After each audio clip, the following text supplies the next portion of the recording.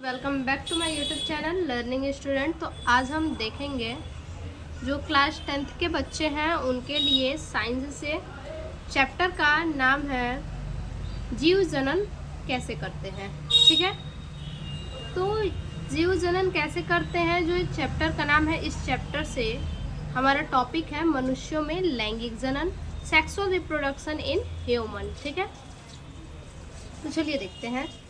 देखिए, मनुष्य में लैंगिक जनन क्या है। सबसे पहले तो समझिए, जो जनन होता है लैंगिक जनन वो दो लोगों के संलयन से होता है। ठीक है, जैसे और दोनों क्या होते हैं, दोनों एक दूसरे के विपरीत होते हैं। ठीक है, लैंगिक जनन में जैसे कि नर और एक नर हो जाएगा और दूसरा मादा। ठीक है, नर और मादा इन दोनों के संलयन से क्या होता है, जनन होता है, जिससे कि नर युग्मक, ठीक है, नर से नर युग्मक और मादा से मादा युग्मक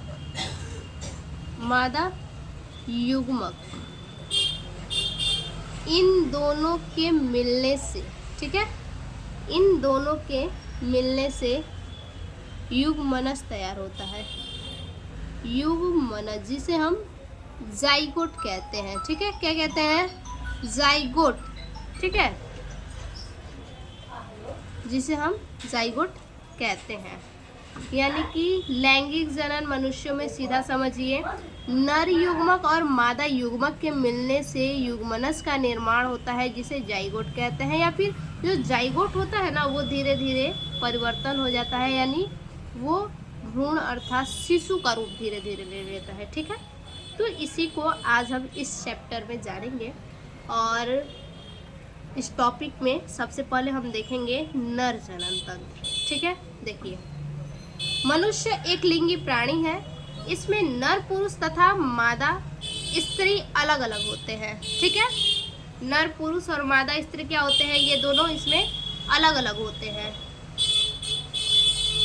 जंतुओं के लैंगिक जनन में भी पौधों की भांति, ठीक है, जंतुओं के लैंगिक जनन में पौधों के भांति नर तथा मादा युग्मक भाग लेते हैं। कौन कौन भाग लेता है इसमें, लैंगिक जनन में पौधों की भांति नर और मादा युग्मक भाग लेते हैं। ठीक है, इससे पहले हमने आपको बता दिया है कि पौधों में भी क्या होते हैं, नर और मादा होते हैं, जैसे कि गुड़हल के फूल में हमने आपको बताया था। ठीक है, अगर वो टॉपिक आपको चाहिए तो आप हमारे चैनल पे जाके देख सकते हैं उसको।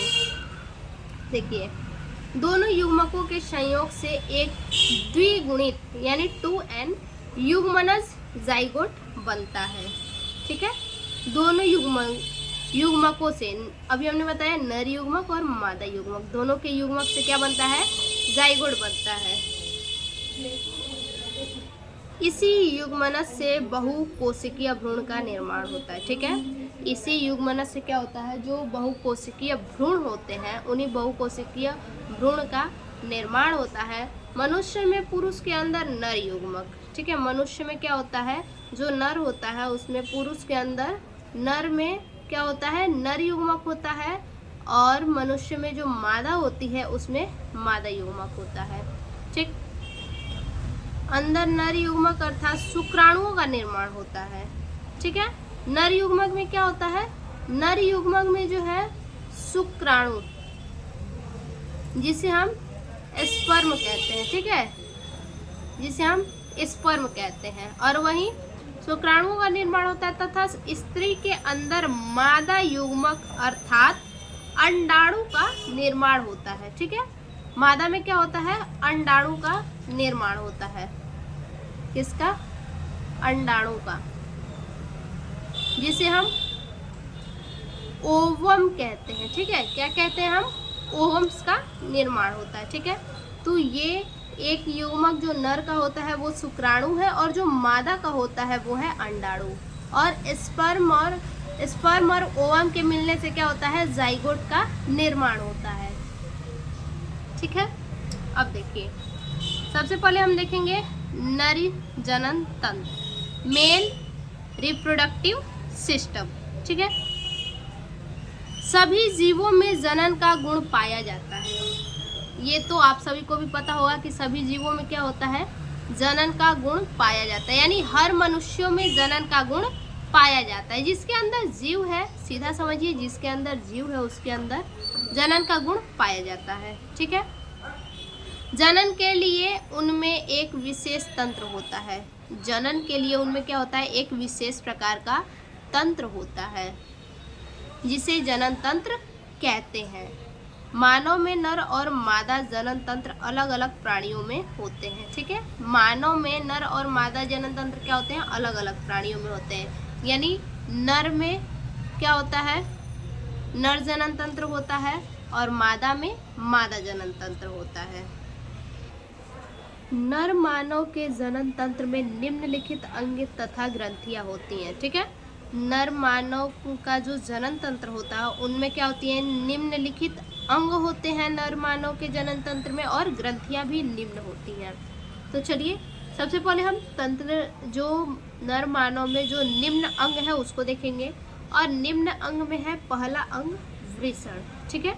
और आपको फिगर के हिसाब से बता देते हैं कि वृषण देखिए यहाँ पे होता है, ये जो आपको दिख रहा है, यहाँ जो लटका हुआ है ये दिख रहा है, ये क्या है, वृषण है। ठीक है।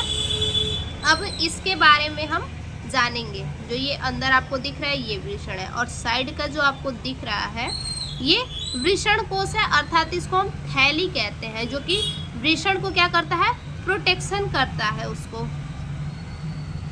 देखिए पुरुष में एक जोड़ी वृषण, पुरुष में कितने जोड़ी वृषण होते हैं, एक जोड़ी टेस्टिस होते हैं। ठीक है। यानी 2 टेस्टिस इस प्रकार से होते हैं। ठीक है। 2 टेस्टिस इस प्रकार से होते हैं। ठीक। गुलाबी रंग के, और वो भी किस रंग के होते हैं, गुलाबी रंग के होते हैं। दोनों टांगों के बीच में, यानी दोनों पैरों के बीच में होता है, जो कि एक जोड़ी होता है। थैलीनुमा रचना में बंद, थैलीनुमा रचना में ये बंद होते हैं, जो कि अभी हमने दिखाया, जिसको वृषण कोश कहते हैं। ठीक है। ये क्या है, वृषण कोश कहते हैं, और इसी को बोला है कि ये क्या है, थैलीनुमा संरचना है, जिसमें ये टेस्टिस क्या है, बंद रहता है। ठीक है। थैलीनुमा रचना में बंद उदर गुहा के बाहर, उदर गुहा के, ये कहाँ होता है, टेस्टिस दोनों पैरों के बीच में उदर गुहा के बाहर एक जोड़ी पाया जाता है। ठीक है। उदर गुहा के बाहर शिश्न के पास, शिश्न के पास, ये देखिए फिगर में ये जो आपको दिख रहा है ये क्या है, पूरा ये शिश्न है। ठीक है। और शिश्न के पास ही ये ठीक इसी के पास क्या है, स्थित है। शिश्न के पास होते हैं इस थैलीनुमा रचना को वृषण कोश या अंडकोश कहते हैं। और ये जो थैली वाली संरचना होती है इसे क्या कहते हैं, वृषण कोश, या फिर क्या कहते हैं, अंडकोश इसे कहते हैं। ठीक है। जिसके अंदर वृषण सुरक्षित रहते हैं। वृषण को ये क्या करता है, सुरक्षा, प्रोटेक्शन प्रदान करता है वृषण कोश। ठीक है। प्रत्येक वृषण लगभग 4 से 5 सेंटीमीटर लंबा। देखिए ये वृषण की जो ये चीज़, ये लंबाई होती है वो कितना होता है, 4 से 5 सेंटीमीटर लंबा होता है। और जो चौड़ाई होती है, यानी ये जो चौड़ाई है ये कितना होता है, लगभग 2.5 से 3 सेंटीमीटर, 2.5 सेंटीमीटर ये चौड़ा होता है। ठीक है। 2.5 सेंटीमीटर चौड़ा होता है। अगर इसकी मोटाई की बात की जाए, ठीक है, अगर इसकी मोटाई की बात की जाए तो मोटाई लगभग 3 सेंटीमीटर होता है। ठीक है। वृषण का लंबाई 4 से 5 सेंटीमीटर होता है, चौड़ाई 2.5 सेंटीमीटर होता है, और जो मोटाई होता है वो 3 सेंटीमीटर होता है। प्रत्येक वृषण के अंदर ढीले संयोजी उत्तक, प्रत्येक वृषण के अंदर ढीले संयोजी उत्तक की बनी अनेक अत्यंत महीन तथा कुंडलित शुक्रजन नलिकाएं होती हैं। देखिए जो वृषण होता है उसके अंदर संयोजी ऊतक पाए जाते हैं। ठीक है। और उस ऊतक की क्या बनी होती है, तो उस ऊतक के अत्यंत महीन और कुंडलित शुक्रजन नलिकाएं होती हैं। ठीक है। संयोजी ऊतक के जो है कि वृषण के अंदर अनेक कुंडलित और महीन शुक्रजन नलिकाएं पाई जाती हैं, और वो नलिकाएं जो होती हैं वो ढीले संयोजी ऊतक की बनी होती हैं। ठीक है, देखिए ये वृषण है, ठीक है, और ये वृषण कोश है जो कि वृषण को रक्षा प्रदान करता है, सुरक्षा प्रदान करता है। और इसके अंदर ये जो आपको नलिकाएं दिख रही हैं, ठीक है, ये जो आपको नलिकाएं दिख रही हैं वो ऊतक की बनी होती हैं। कौन सी ऊतक की? तो संयोजी ऊतक की ये बनी होती हैं। और ये नलिकाएं क्या होती हैं, अभी आपको फिगर में इतना बड़ा दिख रहा है, और ये क्या होता है, रियल में बहुत ही ज़्यादा महीन होता है ये नलिका। ठीक, कुंडलित नलिकाएं होती हैं। कुंडलित का मतलब क्या है? जो नलिकाएं इधर उधर घूमी हुई हैं, देख रहे हैं, ये नलिकाएं क्या है, इधर उधर घूमी हुई हैं, उसी को कहते हैं कुंडलित। इन नलिकाओं की जनन कोशिकाएं, इन नलिकाओं की जनन कोशिकाएं शुक्राणु जनन के क्रिया के द्वारा शुक्राणुओं का निर्माण करती हैं। इन नलिकाओं की जो कोशिकाएं हैं, महीन महीन जितनी भी कोशिकाएं हैं, वो कोशिकाएं क्या करती हैं, शुक्राणु जनन के क्रिया के द्वारा, जब शुक्राणु जनन की जब क्रिया होती है उसी के द्वारा क्या करता है, शुक्राणुओं का निर्माण करता है। शरीर के तापमान से, शरीर का जो बॉडी का टेम्परेचर होता है, जो तापमान होता है, उससे 2 से 3 सेल्सियस कम तापमान चाहिए। देखिए वृषण जो है वो उदर गुहा के बाहर क्यों होता है, ठीक है, बॉडी के बाहर क्यों होता है, क्योंकि उदर गुहा को तापमान थोड़ा कम चाहिए होता है और हमारे बॉडी का तापमान जो है कि ज़्यादा होता है। ठीक है, इसीलिए उदर गुहा क्या होता है, हमारे बॉडी के बाहर होता है। ठीक है, वृषण क्या होता है, हमारे बॉडी के बाहर होता है। और शरीर के तापमान से 2 से 3 सेल्सियस कम तापमान चाहिए वृषण को। देखिए जितना हमारा बॉडी का टेम्परेचर होता है, हमारे बॉडी के टेम्परेचर से 2 से 3, लगभग 3 सेल्सियस कम टेम्परेचर चाहिए वृषण को। ठीक है, इसीलिए ये उदर गुहा के बाहर होता है। इसलिए नर मनुष्य में वृषण शरीर से बाहर स्थित होते हैं। ठीक है, तो ये हो गया वृषण के बारे में। अब आगे देखते हैं अधिवृषण, एपिडिडमिस।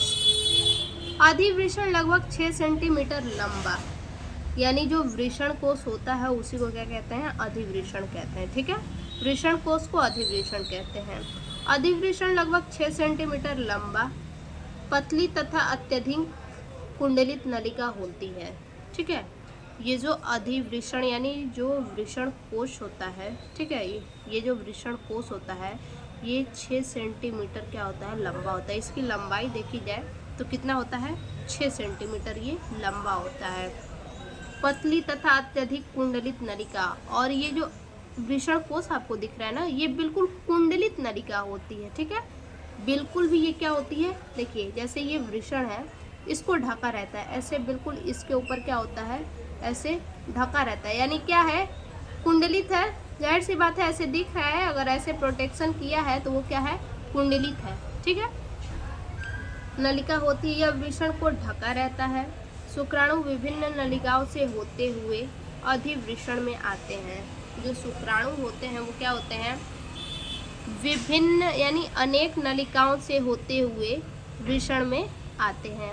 वृषण में शुक्राणु गतिशील होकर, वृषण में शुक्राणु क्या हो जाता है, बिल्कुल एक्टिव हो जाता है, यानी गतिशील हो जाता है, और एक्टिव हो करके अंडाणु का निषेचन करने योग्य हो जाता है।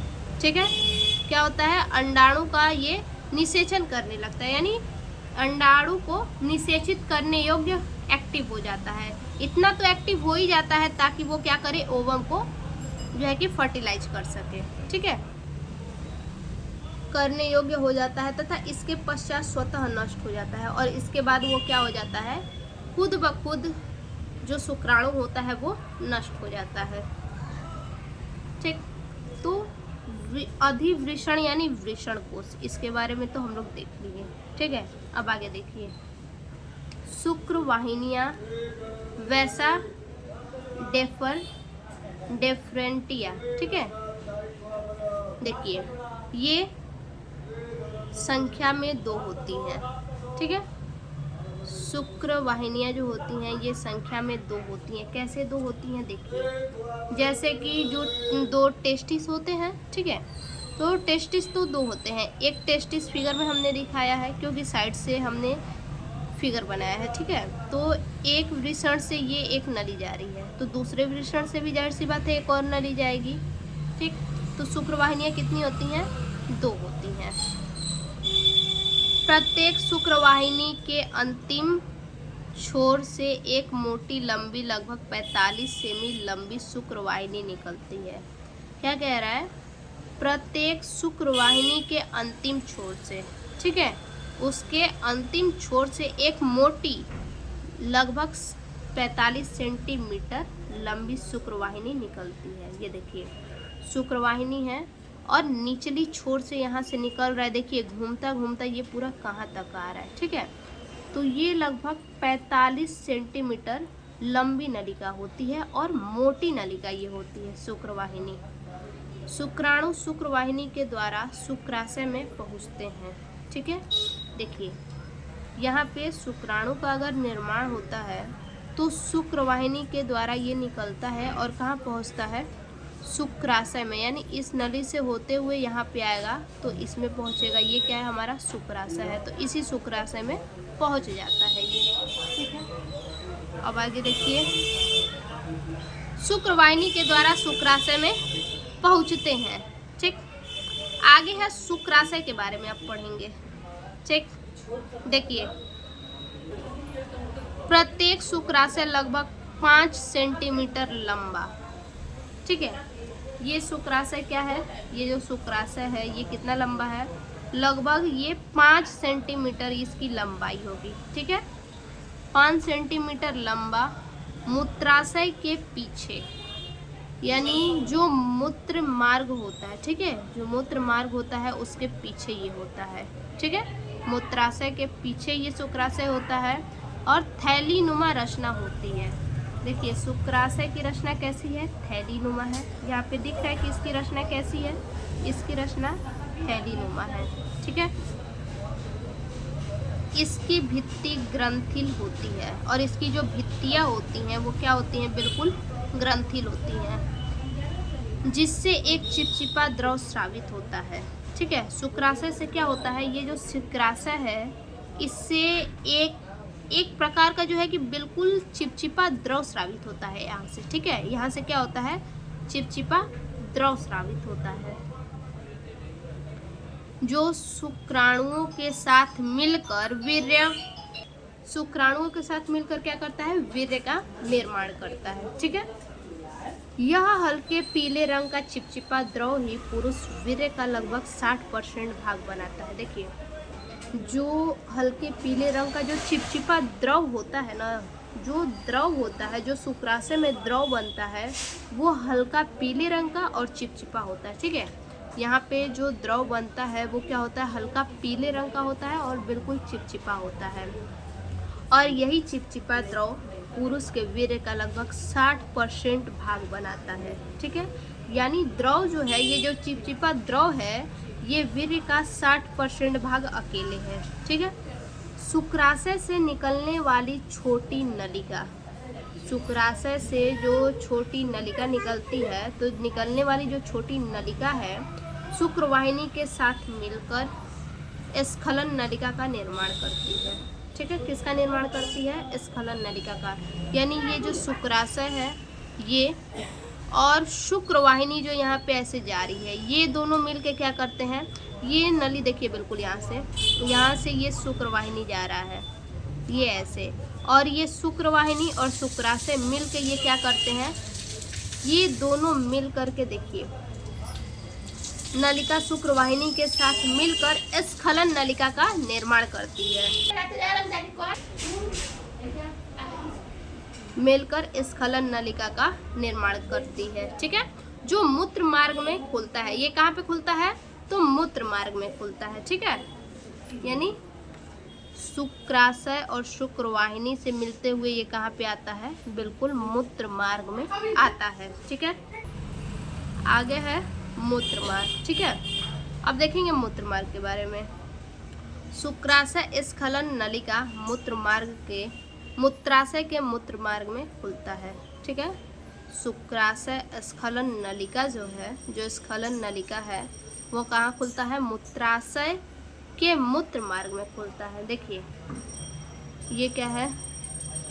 मूत्र मार्ग है। ठीक है, मूत्राशय के मूत्र मार्ग में, यानी यहाँ से होते हुए ये कहाँ खुलता है? यहाँ पे मूत्र मार्ग में खुलता है। मूत्राशय से होते हुए आता है और यहाँ पे मूत्र मार्ग में खुल जाता है। मूत्र मार्ग एक छिद्र द्वारा शिश्न के शीर्ष पर खुलता है। इस छिद्र को मूत्र मार्ग कहते हैं। और ये देखिए मूत्र मार्ग का यहाँ पे क्या है? एक छिद्र है, यहीं पे आके ये खुलता है और इसी को हम क्या कहते हैं? मूत्र मार्ग कहते हैं। ठीक है, अब देखिए शिश्न के बारे में पढ़ेंगे। ठीक है, यह स्पंजी मैथुन अंग है। शिश्न कैसा है? स्पंजी मैथुन अंग है। देखिए ये जो शिश्न है ये बिल्कुल क्या है? ये बिल्कुल स्पंजी है। ठीक है, क्योंकि यहाँ मांसपेशियाँ क्या होती हैं? बहुत ढीली होती हैं। शिश्न के बीच से ही मूत्र मार्ग गुजरता है, जो शिश्न के अग्र छोर पर खुलता है। ठीक है, शिश्न के बीच से ही क्या होता है? मूत्र मार्ग गुजरता है।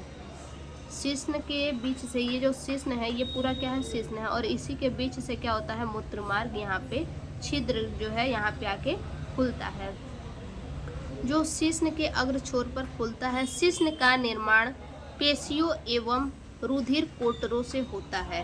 ठीक, और ये जो शिश्न है, ये जो शिश्न आपको दिख रहा है, इसका निर्माण कैसे है? किस प्रकार से? तो इसका निर्माण जो है पेशियों से हुआ है और कोटरों से मिलके हुआ है। ठीक है, निर्माण पेशियों एवं रुधिर कोटरों से होता है। अब इतना तो हो गया। आगे देखेंगे सहायक ग्रंथियाँ।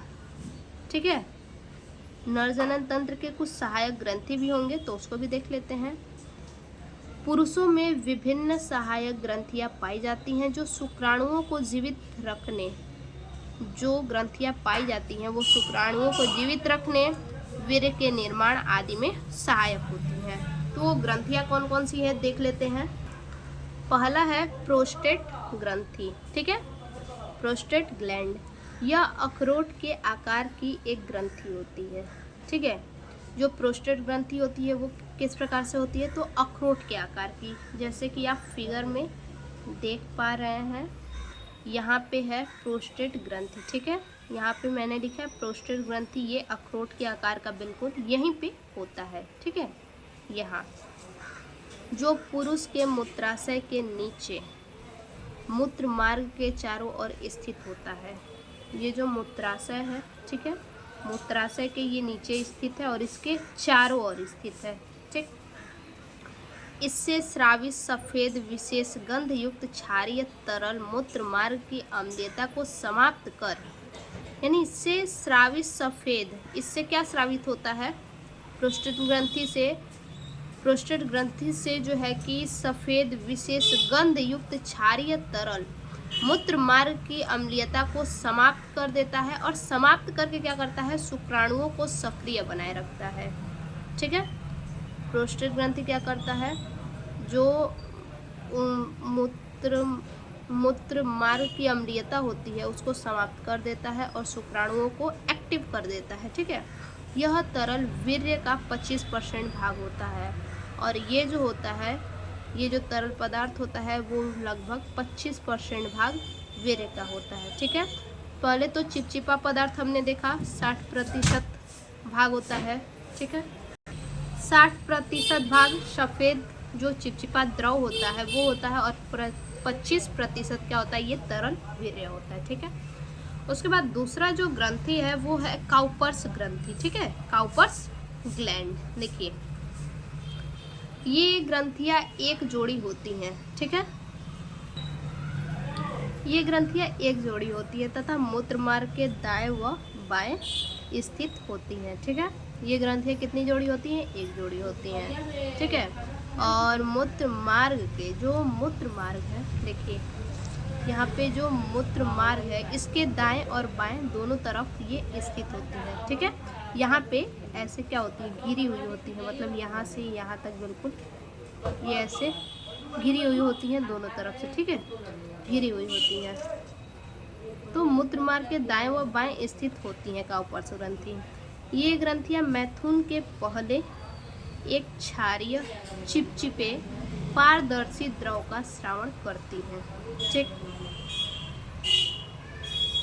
ये ग्रंथियां जो है मैथुन के पहले यानी मैथुन से पहले एक क्षारीय चिपचिपे, क्षारीय होता है और चिपचिपा होता है और बिल्कुल पारदर्शी होता है यानी पानी की तरह, ठीक है, द्रव का स्रावण करती हैं। मैथुन क्रिया से पहले ये जो ग्रंथियां होती हैं काउपर्स ग्रंथियां, मैथुन क्रिया से पहले ये चिपचिपे पारदर्शी बिल्कुल क्षारीय द्रव का स्रावण करती हैं, जो मैथुन के समय मूत्र मार्ग को, ठीक है, मैथुन के समय मूत्र मार्ग को चिकना तथा शुक्राणुओं के लिए गमन योग्य बनाता है। ठीक है, क्या करता है, मूत्र मार्ग को चिकना और शुक्राणुओं के लिए गमन योग्य बनाता है। ठीक, उसके बाद हम देखेंगे वृषण के कार्य। क्या कार्य हैं वृषण के? वृषणों के अंदर, ठीक है, शुक्राणुओं का निर्माण होता है। ठीक, वृषण के अंदर शुक्राणु का निर्माण होता है। शुक्राणुओं का अंडाणु से संयोग होने पर, यानी शुक्राणु और अंडाणु जब मिलते हैं तो मिलने पर नए जीव की उत्पत्ति संभव है। वृषणों के अंदर ही नर हार्मोन्स का निर्माण होता है। ठीक है, वृषण के अंदर क्या होता है, नर हार्मोन्स का निर्माण होता है, जो पुरुष की सहायक जनन ग्रंथियों तथा द्वितीयक लैंगिक लक्षणों के विकास को प्रेरित करते हैं। ठीक है, हार्मोन्स का जो निर्माण होता है और जो पुरुषों के सहायक जनन ग्रंथियां जो होती हैं, जो ग्रंथियां अभी हमने आपको बताया, प्रोस्टेट ग्रंथि और काउपर्स ग्रंथि, ग्रंथियों तथा द्वितीयक लैंगिक लक्षणों के विकास को ये क्या करता है, प्रेरित करता है। आगे है शुक्राणुओं की संरचना। ठीक है, स्ट्रक्चर ऑफ स्पर्म। देखिए, एक मानव शुक्राणु की सामान्य रूप से दीर्घित संरचना होती है। देखिए, जैसे मैं आप लोग को शुक्राणुओं की संरचना बता देते हैं।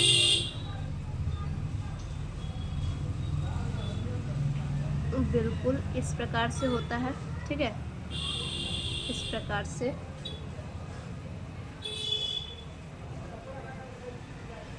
ऐसे होता है और यहाँ से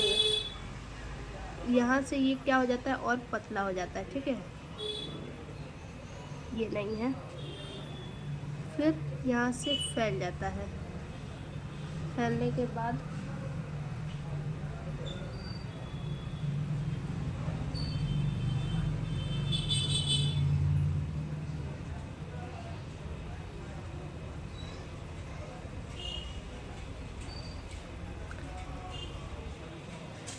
यही है शुक्राणु की जो है कि संरचना। ठीक है, ये यहाँ पे जो आपको दिख रहा है ये है अक्षीय तंतु। ठीक, अक्षीय तंतु। उसके बाद यहाँ पे रहेगा, ये लाइन पूरा यहाँ से है,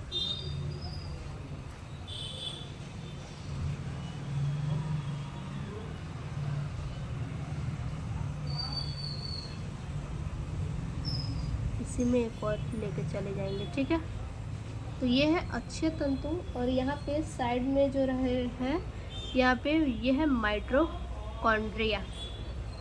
ठीक, माइटोकॉन्ड्रिया है ये, यहाँ से ऐसे रहेगा, फिर ये ऐसे, यानी एक दूसरे से मिलता हुआ जाएगा। ठीक, ऐसे ये रहेगा। ये है आपका गोला वाला माइटोकॉन्ड्रिया, माइटोकॉन्ड्रिया। ठीक, इसके बाद यहाँ पे बीच में केंद्रक होगा, केंद्रक, और यहाँ पे आगे इसका आकार जो है ऐसे देखिए, बिल्कुल लंबा में इसका आकार रहेगा, और ये ऐसे, ये जो है एक्रोसोम है। ठीक, क्या है? एक्रोसोम। ठीक, हम देखिए यही संरचना है। सामान्य रूप से दीर्घित संरचना होती है। प्रत्येक शुक्राणु को मुख्यतः 3 भागों में बांटा जा सकता है। ठीक है, शुक्राणु को कितने भागों में बांटा जा सकता है? 3 भागों में। एक तो शीर्ष यानी सिर, मध्य में खंड, और लास्ट वाला जो है पुच्छ। देखिए ये शीर्ष हो जाएगा पूरा, ये खंड हो जाएगा, और पीछे का ये इतना पुच्छ हो जाएगा। ठीक, अब देखिए शीर्ष के बारे में देखते हैं। सिर की आकृति चम्मच के समान होती है। देखिए अभी हमने क्या बताया है, क्या यहाँ पे बना है? चम्मच के समान, बिल्कुल ऐसे। ठीक है, बिल्कुल क्या होता है? ऐसे है ना, यहाँ पे ऐसे, और ये यहाँ पे ऐसे। ठीक है, तो ये शीर्ष का आकार क्या है? बिल्कुल चम्मच के समान। यह शुक्राणु का प्रमुख भाग होता है। ठीक है, शुक्राणु का सबसे प्रमुख भाग यही होता है, शीर्ष, जिसमें एक केंद्रक स्थित होता है, और इसमें क्या है? एक केंद्रक स्थित है। उसके बाद मध्य खंड, देखिए मध्य खंड है, यह सिर से ठीक नीचे वाला भाग होता है। मध्य खंड यानी सिर से नीचे ये वाला भाग। ठीक है, इसमें अनेक माइटोकॉन्ड्रिया सर्पिल क्रम में व्यवस्थित होकर माइटोकॉन्ड्रियल खोल बनाते हैं। इसमें देखिए माइटोकॉन्ड्रिया है, ये छोटे छोटे जो आपको दिख रहे हैं ये सभी क्या है? माइटोकॉन्ड्रिया है। ठीक है, और ये क्या बनाते हैं? माइटोकॉन्ड्रिया सर्पिल क्रम में व्यवस्थित होकर माइटोकॉन्ड्रियल खोल बनाते हैं। ये क्या है? सर्पिल है, बिल्कुल। ठीक है, सर्पिल होके ये क्या बना रहे हैं? माइटोकॉन्ड्रियल खोल बना रहे हैं, जो शुक्राणुओं को चलने के लिए ऊर्जा यानी एटीपी देता है। और ये माइटोकॉन्ड्रिया क्या करता है? इन शुक्राणुओं को आगे चलने के लिए एटीपी प्रदान करता है, यानी ऊर्जा प्रदान करता है। ठीक, अब इसके बाद है पुच्छ। देखिए यह शुक्राणु का सबसे नीचे वाला भाग होता है। पुच्छ क्या होता है? शुक्राणु का सबसे पीछे वाला भाग ये होता है पुच्छ। अक्षीय तंतु मध्य खंड से ही अनवरत पुच्छ में भी रहता है। ठीक है, अक्षीय तंतु यहाँ पे है, अक्षीय तंतु। ठीक है, ये जो इसके अंदर लाइनिंग है ये क्या है? अक्षीय तंतु है। तो अक्षीय तंतु मध्य खंड से ही अनवरत पुच्छ में भी रहता है, यानी मध्य खंड से बोला है तो यहाँ देखिए मध्य खंड से लेकर पूरा पीछे तक है, उसी को बोला है। यह अंतिम भाग में तंतु कोशिका द्रव्य में ढका हुआ नहीं होता है। ठीक है, यहाँ पे तो देख रहे हैं कि इसके ऊपर क्या है? अक्षीय तंतु के ऊपर माइटोकॉन्ड्रिया है जिससे कि ढक गया है, और लेकिन पीछे क्या है? अक्षीय तंतु ढका हुआ नहीं रहता है। ठीक, तो ये हमारा हो गया नर जनन तंत्र पूरा। ठीक है, इसके बाद हम अगले वीडियो में अगले टॉपिक के साथ लेकर के आएंगे मादा जनन तंत्र, मादा नर जनन तंत्र। ठीक है, मादा जनन तंत्र। आज के लिए बस इतना ही, फिर से मिलते हैं एक और नए वीडियो में, तब तक के लिए धन्यवाद।